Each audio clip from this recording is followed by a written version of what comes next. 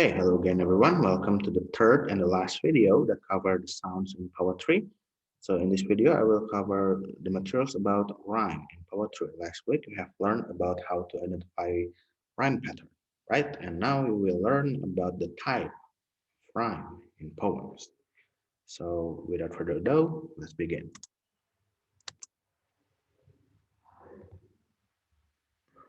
Okay, the rhyme or rhyme. You can spell it, okay, between these two, whichever, okay, the same. Okay, so in this part of the video, okay, I will explain to you all about rhyme, okay, especially the type of rhyme in poem. So let's begin.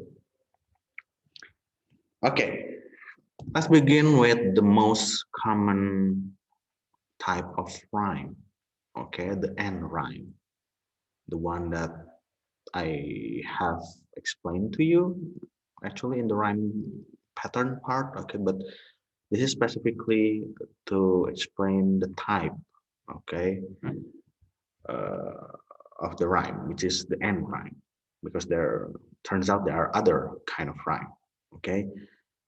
So a rhyme is, of course, I have explained this to you, okay, during when I explained the rhyme pattern, okay. A rhyme is the repetition of the same consonant or vowel sounds or a combination of both at the end of the words, which usually plays at the end of some lines in the poem. Okay, so basically the same vowel and consonant sounds, okay, or a combination of both, okay, at the end of some words in a line in the poem. You don't understand? Understandable. Okay, I will give you some example. It's quite simple actually. If you take a look at the example later on. Okay, but again, let me remind you about this. Okay, in order to identify a rhyme, we have to identify the sound and not the spelling. So again, the importance of read the poem out loud. Okay, because again, spelling could be deceiving when it comes to sounds. Okay, so yeah. And based on the rhyme position, okay, there are two kinds of rhyme, end rhyme and internal rhyme. End rhyme and internal rhyme. So there are basically three things, okay, that have internal, okay, when it comes to sound, internal alliteration, right? Um, Internal assonance, and now is internal rhyme, okay? Yeah, please don't mix it up, okay? Right. So let's begin. We talk about end rhyme first. Okay. Okay. The example, okay, is this short poem, Future. Okay. Do you want to make a bet that your future has not been set? You are born for something great and not determined by any fate. Okay. So, yeah, the letter that I make red there, okay, is the rhyming part actually. Okay, and when it comes to rhyme, okay, if in the consonant sounds and in the in alliteration, I mean, and also in assonance, okay, it is either vowel or it is either consonant. When it comes to rhyme, okay, when you later have to explain to give explanation, okay, you have to include both the vowel, okay, and the consonant sounds that makes the word rhyme. So let's see the future poem, okay, the first two line, okay, the rhyming word is bath and sad, right? But the sound that is rhyme, you have to include the short e or the short a, okay, and the t sound as well, okay. So both the vowel and consonant sounds become one, okay, in garis miring tentu saja. That's for later, Okay, I will explain further in the how to. Okay, so yeah, you are born for something great and not determined by any fate. The future is something dark, the future is something cold, but it also brightly spark for infinite chances it holds. Okay, so dark rhyming with spark and cold rhyming with hold. All of them, okay, located at the end, okay, of each line. That's why it calls end rhyme. When the rhyming word located at the end of each line, that's end rhyme. Okay, simple enough, right? Okay, let's move on to the next type of rhyme, internal rhyme. There are three types of internal rhyme. Okay, so you know what rhyme is, right? And we come to internal rhyme. So it is rhyme, okay, but not at the end of each line, okay, but like the name, okay, suggested, okay, it is within the line, okay. So could be two or more rhyming words occur within the same line, okay. So the rhyming word is within the same line, okay. I will give you example later on, okay, if you don't understand. Or two or more rhyming words will appear in the middle of two separate lines or sometimes in more. So rhyming words, okay, appear, okay, in two separate lines. So if in the first one it is still in the same line, this one rhyming word but in different line, okay. And the third types is a word at the end of a line rhymes with one or more in the middle of the following line.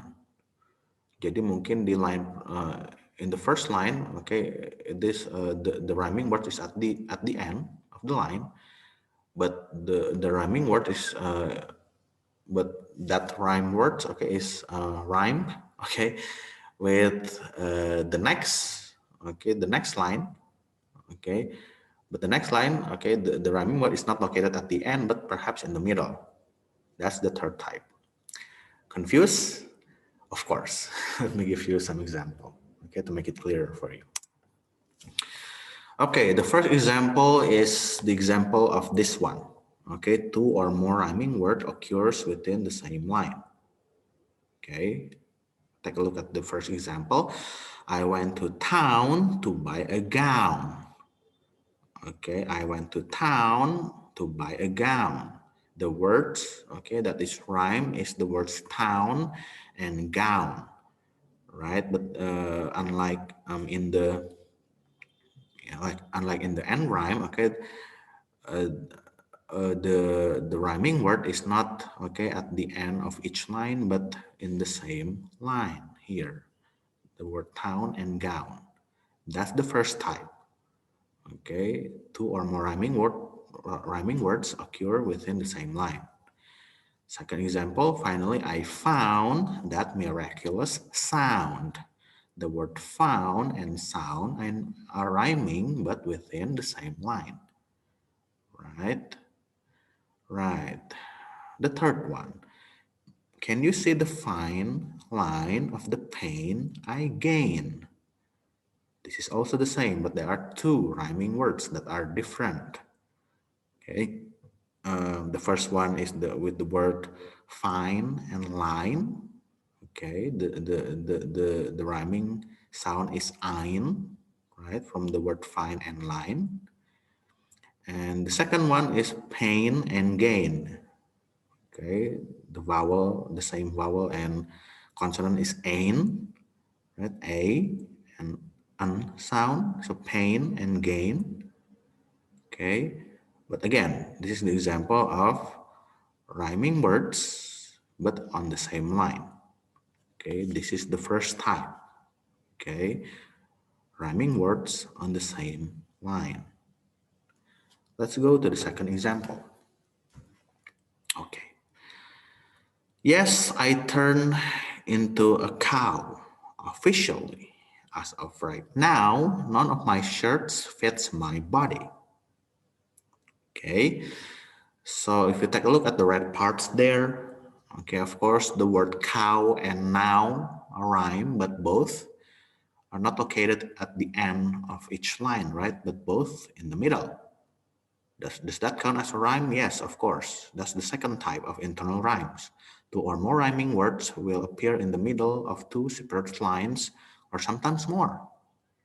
So this is the example of a rhyming word in the middle of the line from separate line. Okay, right. So located in the middle but in separate line. Okay, right. That's the second type. Let's go to the third one. Okay, it is fallible man who make the law. This may be a flaw, but there's no other way. So this is the example of the third type. A word at the end of a line rhymes with one or more in the middle of the following line. Okay, so the first line there, okay, it is end rhyme, right? Okay, but in the next line, okay, the end rhyme in the first, okay, is not rhyme with another end rhyme, but it's actually rhyme with another words in the middle of the next line. So that's the third kind or the third type of internal rhyme. The first is end rhyme, okay, but the end rhyme is rhyme with the rhyming word in the middle on the next line. Okay, that's the third type. Okay, the combination of end rhyme and then the the rhyme in the middle, basically. Okay, right. I hope you get it. Okay, if you don't, please, okay, ask me again. Okay, the part that you don't understand during the class. Okay, I hope you do understand. The next one. Okay, the next one there are two types. Okay, based on how close, okay, the rhyme word is. There are two types, which is the perfect. The perfect or is also called the exact rhyme, and the second one is imperfect, or it could also be called the slant rhyme. Okay, let's talk about the exact rhyme first.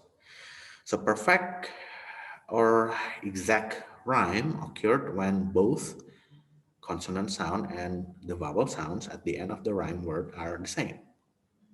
Okay, jadi so when the rhyming word, the one that comprise the rhyming part, okay, of the words is the same in both vowel and consonant sounds, that's called perfect rhyme.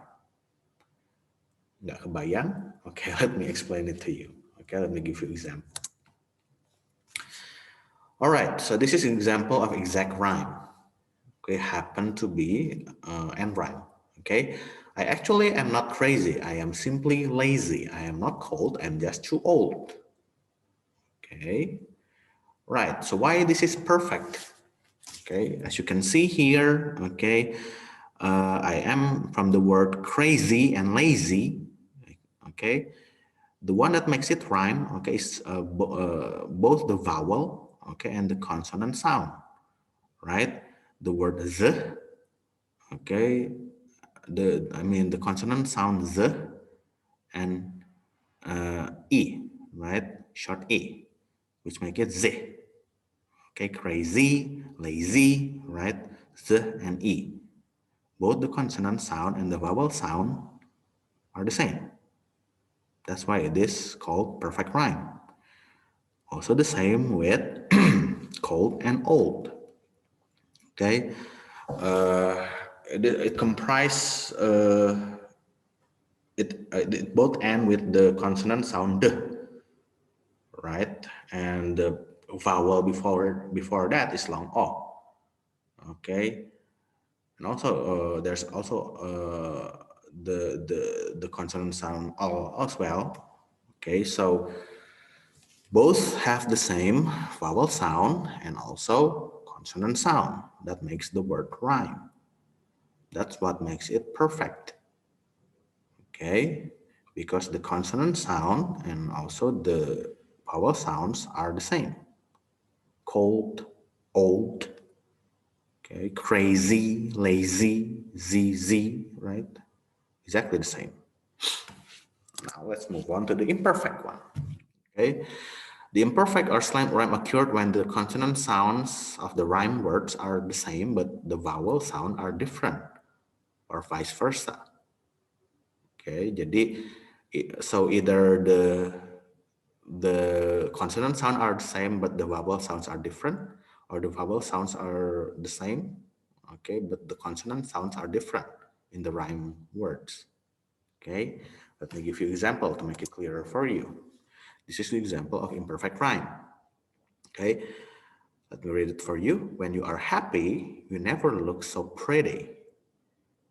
Okay, why this is imperfect rhyme? Because from the word happy and pretty, okay, the vowel sounds are the same, E and E, right? But the consonant sounds that precedes it, before the vowel sound E are different, right? In the word happy, it is the word T, and not the consonant sound P. And in the word pretty, of course, it is the consonant sound T. Okay, so in this example, okay, this imperfect because the vowel sounds are the same. Okay, but the consonant sounds that precedes it, okay, is different or are different. Okay, right. And now let's go to the last two lines here. But the last time I call, you never look so pale. Okay, this is the case when the consonant sound are the same, both call and pale, and with the consonant sound O, right? But the vowel sound that precedes it are different. In call, of course, it's a long O, call, okay? And I call you, right? But in the pale, okay, of course, it's A, okay, not O, again, A. So the consonant sounds the same, O sound, okay, but the vowel sound that precedes it are different. Okay, that's imperfect rhyme. I hope you understand. Okay, this is also a type of imperfect rhyme.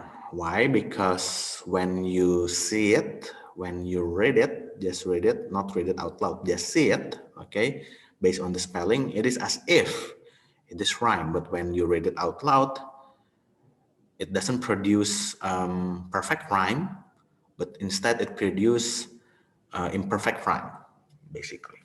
Okay, or perhaps not rhyme at all sometimes. Okay, okay. The first one. Okay, okay. If you just look at the spelling, it seems like it is the same, right? But no, it is different because the first one is flood, right? The second one is wood. Okay, so again, imperfect rhyme because the consonant sound at the end, the, is the same. Okay, but the vowel sound that precedes it or precedes them are different. Okay, this is also the same. Move and love. Okay, the same consonant sound v, but different vowel sound. Okay, next one, wrath and death. Also the same. Same consonant, different vowel. Deer, bear, the same.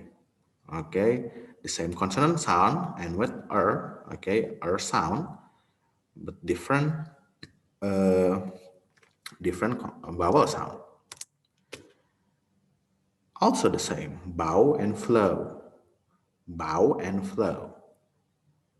Same consonant sound, different vowel. Again, this is tough and down. Okay, for this one, not rhyme at all. Okay, because different vowel, different consonant. The one this tough is central a and f sound. Okay, But on Dao, okay, it is a white A, okay, Dao with W sound, okay, Dao with W sound, okay, right.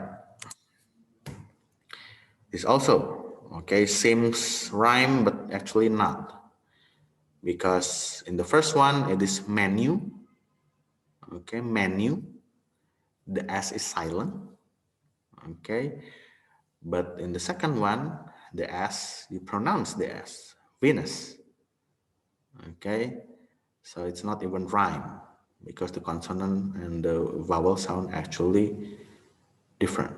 Venus and menu, okay, different.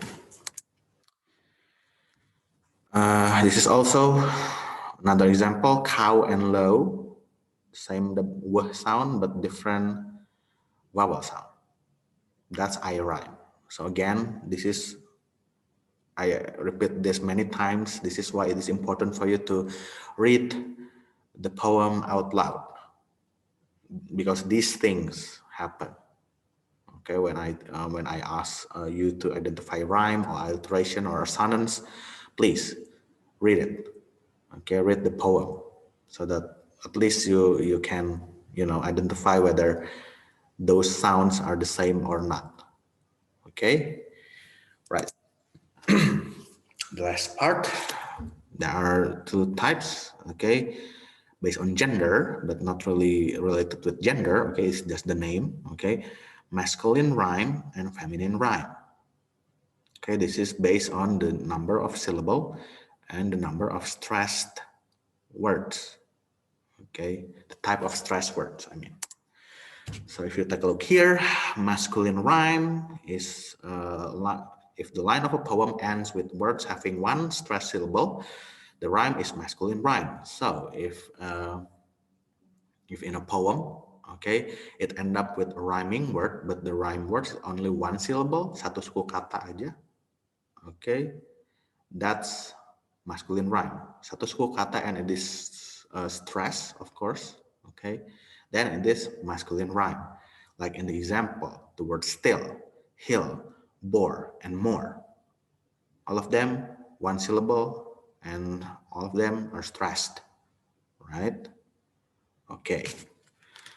While feminine rhyme, okay, is the use of words having two syllables, the first of which is stressed and the second is unstressed.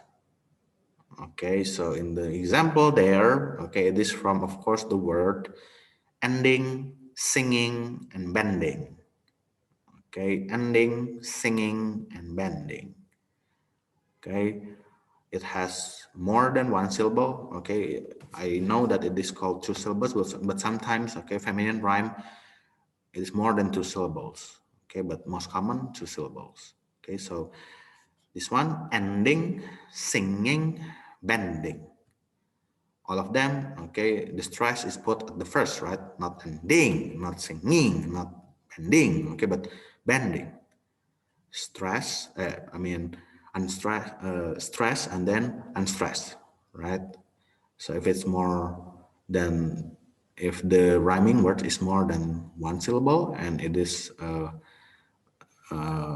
comprised of being stressed and then unstressed, that's feminine rhyme. Oke, seperti itu ya. Oke. So this is also another example, okay, that I would like to give you. Okay, but again, I will not give you the answer, but okay, I want you to identify for me, okay, which one from this that has a feminine rhyme, which one that has masculine rhyme. So in a poem, there could be, okay, both masculine rhyme and feminine rhyme. Okay, so in this poem alone by Edgar Allan Poe, this is just an excerpt, okay? Please identify which part that has masculine rhyme, which part that has feminine rhyme. Again, if you manage to identify it correctly, okay, I will give you a kata score. Okay, right. Now, I will tell you about the how to. Okay, when I asked you about rhyme related question, how should you answer it? Okay, example here is the poem Melody's Hearts by Sylvia Plath. Okay, so let's say the question is this. Okay, please identify one and rhyme from this poem. How would you do it? Basically the same. Okay, when you make identification with alliteration and also assonance before. Okay, locate it. Okay, locate. The end rhyme in this poem are between the first line and the third line. You don't have to use the same exact word, okay? Up to you, the wording, okay? But please locate it first, okay? And then, what came after locate? Rewrite, which are I shut my eyes and all, and I lift my lids and all. Okay, locate, rewrite, and of course the third step is explain. Okay, so this is the how you should explain it. Okay, they are and rhyme from the words all and all at the end of both lines. The rhyme is the repetition of the consonant sound all. Okay, so in this case, okay, since both the rhyme word are both the same words, okay, yeah, just write the consonant sounds only. Okay, you don't have to include the o, the long o. Okay, right, just the consonant sound. Okay, so basically you have to explain which specific word, okay, that is rhyme and what is the sound that makes it rhyme. Identify the sound that makes it rhyme. Okay, okay, hope you understand. What if I ask this? Okay, the second one. Please identify one internal rhyme from this poem. Okay, okay, let's move on. Okay, the internal rhyme in this poem are between the fifth and the sixth line. Okay, if you take a look there, okay, that's the locate part. And then the second part is, of course, the rewrite part, which are I think I made you up and inside my head. Okay, right. Now, the initial rhyme, this is the explain part. The initial rhyme is from the word made in the middle of the fifth line and had at the end of the sixth line. Okay, so it is a type of rhyme, okay, in which one is in the middle and one at the end. Okay, and since this, if you notice, this is not a perfect rhyme, this is imperfect rhyme. Okay, you can just say that the rhyme is the repetition of the consonant sound the, because that's the same consonant sounds that makes it rhyme, only the consonant sound. That's why you only include the d sound. But when it comes later on, if you identify a perfect rhyme, okay, you have to identify both the vowel sound as well as the consonant sound. But if it's imperfect, okay, just include the consonant sounds or the vowel sounds only. Okay, that's the how to, basically the same. Okay, locate, rewrite, explain. And don't forget when you describing a sound, okay, put it, okay, between two garis miring. Okay, right, don't forget about that. Okay, I think that's the end of all the three parts of videos, okay, regarding the sounds of poetry. Okay, still, even after I divided into three parts, still longer than I thought, but I hope that if I separate it like this, it could make it easier for you to understand each materials. Again, I repeat, if you have any questions, okay, regarding what I explained in those three videos, please ask me on the class. Okay, I think that's it, guys. Thank you very much. Okay, for watching the video. I see you on the next one. Okay, bye-bye.